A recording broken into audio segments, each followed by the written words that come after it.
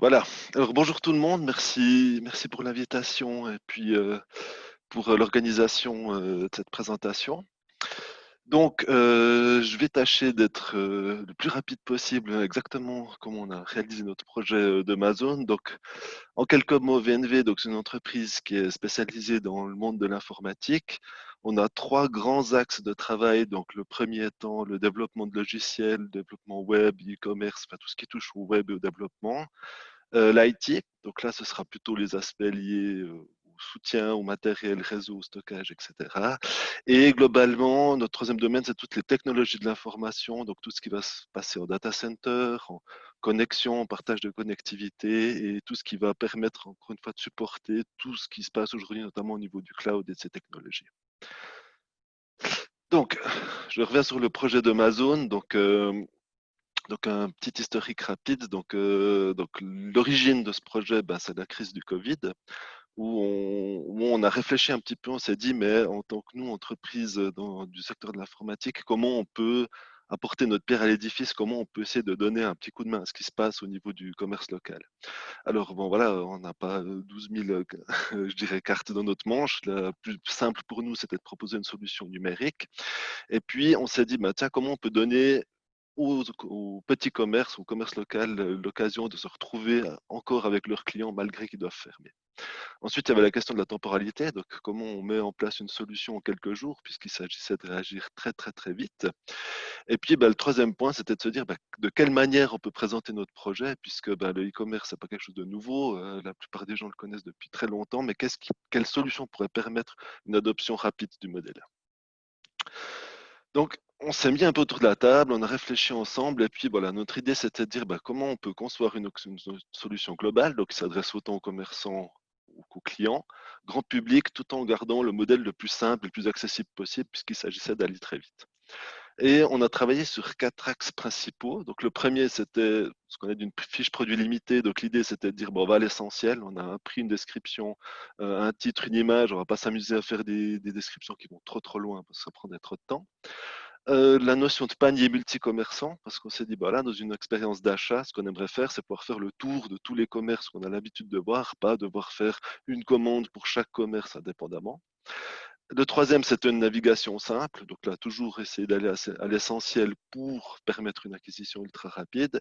Et le dernier point, c'était de créer un canal de communication direct entre le commerçant et le client, puisqu'on sait qu'aujourd'hui, ben, dans la mise en place d'un e-shop, la plupart, le phase la plus compliquée, c'est toute cette partie d'achat, de check-out. On va devoir faire des contrats avec les banques, trouver une logistique, etc.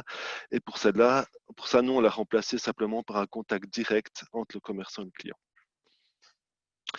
Donc, ça nous a amené au concept de base, donc qui nous a dit qu'Amazon, c'est quoi? En gros, c'est une marketplace dédiée au commerce local qui privilégie l'interaction client-commerçant. Donc, l'idée, c'était de se dire, bah, tiens, on va faire exactement la même chose que quand on va dans un commerce. On va dans le commerce, on voit les produits qui sont exposés, qui sont à disposition sur les étagères. On met tout ça dans notre panier, on va vers la caisse, on paye et c'est réglé. Donc c'était l'idée de reproduire vraiment cette démarche-là. Donc à la fin, quelque part, la partie simplement paiement, elle se fait en discussion avec le commerçant. Donc on a une forme de chat en fait qui permet de régler, savoir si on paye par versement bancaire, si on paye par Twint, etc. Et la partie livraison, elle se discute également avec le commerçant. Donc on échange, on dit bah voilà, le commerçant dit je fais une tournée mardi, est-ce que je peux passer à ce moment-là? Donc on a tâché vraiment de simplifier cette partie du processus. Donc là, un petit exemple de ce que ça peut donner, ça je vais passer. Donc, le défi pour nous, c'était l'implémentation, de savoir comment on peut réaliser un projet de cette envergure quelque part en quelques jours seulement.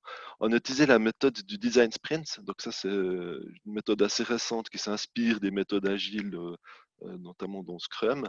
L'idée en fait, c'est de créer une sorte d'équipe de Dream Team qui va travailler extrêmement vite. Donc la base, ça se fait sur 5 jours, généralement, on peut l'adapter. Mais le but, c'est vraiment de se focaliser sur l'essentiel. Donc, on va vraiment réfléchir à notre produit. On va se dire, bon, quelles actions on aimerait, quelles fonctionnalités on aimerait proposer, puis on implémente vraiment que celles qui nous paraissent indispensables pour fonctionner. Également, on a inclus des utilisateurs potentiels dans la discussion. Donc, au lieu de faire toute une réflexion et puis de se croire les dieux du monde puisqu'on sait tout faire, on a directement inclus des commerçants dans notre discussion pour essayer de comprendre en fait quels étaient leurs besoins.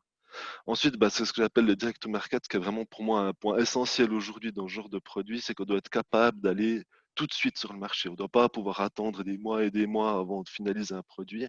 On doit être capable de se lancer et c'est ça ce que ça que permet de faire les technologies de l'information et tout ce qu'est le développement et le développement web. C'est qu'en quelques jours, on peut concevoir un produit puis le mettre à disposition du public. Et puis bah, la troisième phase, bah, c'est toutes les itérations. Là, on est revenu sur un modèle Scrum plus classique. Donc, on récolte l'information, on prévoit les différentes versions, on fait des itérations et on avance petit à petit. Euh, Toujours dans cette période Covid, quelque part, les retours de l'équipe, c'est assez intéressant puisque quelque part, c'est la première fois qu'on travaillait tous à distance puisque tout le monde était à la maison pour faire ce projet. Euh, Ce qui a été super intéressant, c'est l'engouement des développeurs. On a vu que les gens étaient au taquet, je dirais, de concevoir une solution comme ça aussi rapidement, puis de manière autant flexible.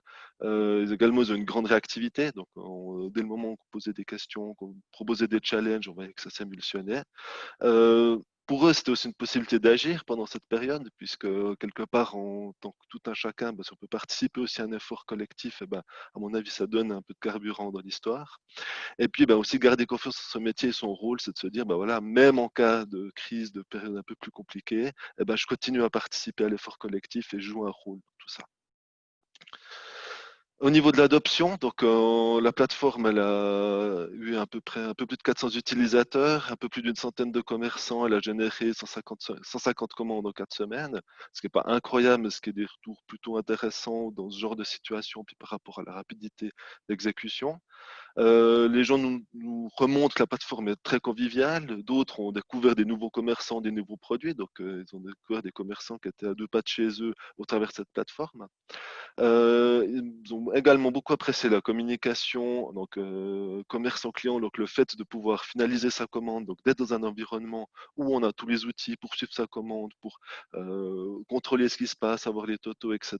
Mais tout en pouvant également communiquer directement avec le client, qui dit à la fin, j'ai vu quelques cas, par exemple, il disait, voilà, rajoute-moi vite ça sur ma commande, ou alors le commerçant dit, désolé, j'ai plus cet article, je te remplace par celui-là, etc. Et c'était très fluide et ça a très bien marché. Et puis pour finir, la commande multicommerce qui a été également appréciée, ça évite aux gens de devoir aller sur 10 e-shops différents, puis faire 10 commandes différentes. Là, en une fois, on a un seul panier. À la fin de la commande, le panier se sépare en différentes commandes chez les différents commerçants, mais on suit tout dans la même interface. Au niveau des commerçants, donc on a aussi un petit peu pris le feedback. Donc beaucoup nous ont remonté comme quoi c'était une solution idéale pour eux parce qu'en quelques clics, ils se sont mis en ligne pendant une période qui n'était pas forcément évidente, où ils n'avaient pas d'autres solutions. Certains étaient déjà présents en ligne, mais ils l'ont pris comme complément. Certains n'avaient tout simplement pas le temps parce que certains commerces qui ont pu continuer à fonctionner ont été complètement débordés pendant cette période. Certains s'y sont mis parce qu'ils se sont mis sur toutes les plateformes qui existaient et puis chaque moyen était bon quelque part d'exister un petit peu plus loin.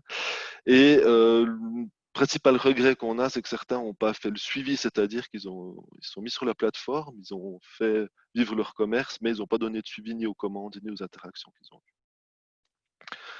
Donc les principaux freins, en tout cas avec le peu de recul qu'on a, donc au niveau des commerçants, c'est le manque de fonctionnalité. Donc certains nous demandaient oui, mais alors j'aimerais envoyer ma commande directement via un service de livraison, j'aimerais d'autres moyens de paiement, faire du paiement en ligne, etc. Et certains ont eu des problèmes dans la création de produits, donc c'était le point d'entrée. Hein. Quand on veut créer un e-shop, il faut pouvoir rentrer ses articles, donc ils n'arrivaient pas à uploader l'image, ou alors ils avaient un petit bug, etc. Au niveau des clients, c'est la non-réponse des commerçants. Donc certains commerçants s'étaient inscrits sur la plateforme, ont proposé des produits, mais n'ont pas donné simplement pas de retour. Donc c'est quand même le point clé d'une plateforme en ligne, c'est de pouvoir donner du répondant. Et puis certains ont eu des difficultés d'accès, donc ça c'est le classique, on crée un compte, on reçoit pas son mail, enfin, c'est le grand classique de tous les services en ligne, mais on a eu très très peu de retours négatifs. Également, ça nous a permis de créer des partenariats. Donc, c'est des gens qui sont annoncés directement, donc qui nous ont contactés en disant, bah, voilà, j'ai vu votre plateforme, comment est-ce que je peux amener quelque part ma pierre à l'édifice. Donc, on a Tribu, qui est une agence de com de Neuchâtel, et puis Arun Data, qui est basé à Genève, qui est plutôt spécialisé dans la stratégie de données produits. Et on a pu travailler avec ces partenaires pour petit à petit améliorer la plateforme et travailler autour de la communication. Au niveau du futur, donc les prochaines étapes, bon, les plus importantes, bien sûr, c'est la promotion. Donc, créer des campagnes de promotion, notamment via les canaux digitaux, mais pas seulement, aussi la presse, aussi les associations de commerçants. Donc, c'est toujours la même histoire, hein. On a une bonne idée, on crée une plateforme, mais pour qu'elle vive, eh ben, il faut pouvoir quelque part toucher les gens et on sait par expérience qu'il suffit pas de mettre une fois un post Facebook pour que ça se passe. Deuxièmement, c'est l'étendre l'offre, quelque part proposer peut-être des choses un peu plus avancées au niveau des produits pour pouvoir poser d'autres types de produits, puis avoir certaines règles, notamment pour ajouter des notions de taille ou de modèle. Du paiement en ligne, on réfléchit aussi à une solution, malgré qu'aujourd'hui le paiement se fait de manière assez organique, on réfléchit à passer vraiment en marketplace, avoir un seul canal de paiement qui est ensuite redistribué aux commerçants. Puis également la mise en place de services de livraison, parce que, comme on le disait tout à l'heure, la digitalisation, c'est bien de mettre son shop en ligne, mais il y a toute la logistique aussi à digitaliser derrière, donc également l'approvisionnement et la livraison. Et le troisième point, bah, c'est de pérenniser donc la plateforme, donc trouver un modèle de financement, parce qu'aujourd'hui, la plateforme, donc c'est une initiative complètement gratuite qu'on a créée. Donc le but, c'était vraiment d'amener un coup de main à tout le monde, mais on sait très bien que si on veut que ce genre de projet continue dans le temps, il faudra trouver un moyen, en tout cas, de les autoporter. Et là, on réfléchit peut-être à des systèmes de financement comme du sponsoring ou des aides qui peuvent être liées aussi à la situation. Le but étant de faire en sorte que la plateforme puisse continuer à vivre sans que ce soit un frein financier pour les gens qui l'utilisent. Ensuite, les freins à l'évolution. Donc, le premier, c'est ce que j'appelle l'esprit de clocher. Donc, je dis quelque part, on voit que la collaboration, c'est pas forcément dans l'ADN quelque part en tout cas de nos régions et en Suisse romande, peut-être par rapport à d'autres endroits du monde. J'entends par là c'est que chacun y allait de sa petite initiative. Nous, on a vu, on a créé notre plateforme. Quelques semaines après, il y avait une deuxième plateforme qui faisait la même chose, toujours dans le canton de Neuchâtel. Plusieurs semaines après, il y avait encore une troisième, une quatrième, une cinquième. Donc, quelque part, on voit qu'on a un peu cet esprit de dire, ben, OK, j'ai une idée, mais ma solution sera meilleure que l'autre, alors je me lance plutôt que peut-être se dire, tiens, est-ce on pourrait tous se mettre ensemble pour créer un projet commun. Deuxième chose, ben, j'appelais ça la mémoire courte. Donc, pendant cette période du Covid, tout le monde été rempli de bonnes initiatives. On s'est dit, bah, tiens, on va consommer local, on va consommer plus écologique, on va consommer de manière plus propre, plus saine. Et bon, on l'a tous vu, dès le moment où les McDo auraient ouvert, c'était la ruée vers l'or. Donc, on voit très bien que la période est enfin, très importante pour ce genre d'initiative, mais qu'il va falloir continuer pour que ça reste quelque part, que ça s'ancre dans les mémoires. Et puis le troisième, bah, c'est la transition digitale. Donc quelque part, te dire est-ce que les gens sont prêts pour ce genre de choses? Parce que certains commerces aujourd'hui sont tout à fait adaptés à de la vente en ligne, mais d'autres n'ont pas ni la logistique pour, ni les habitudes, ni la compréhension de tout ça. Donc ça va être le troisième point, de se dire, pour un commerce qui a peut-être une infrastructure très simple, comment on va pouvoir y amener les bons outils et l'accompagner correctement pour pouvoir pérenniser ce genre de solution. Donc voilà, je vous invite à aller visiter le site, donc vous aurez accès aux slides et puis au contenu de cette présentation. Et je vous remercie pour votre attention. J'ai essayé de faire au plus vite.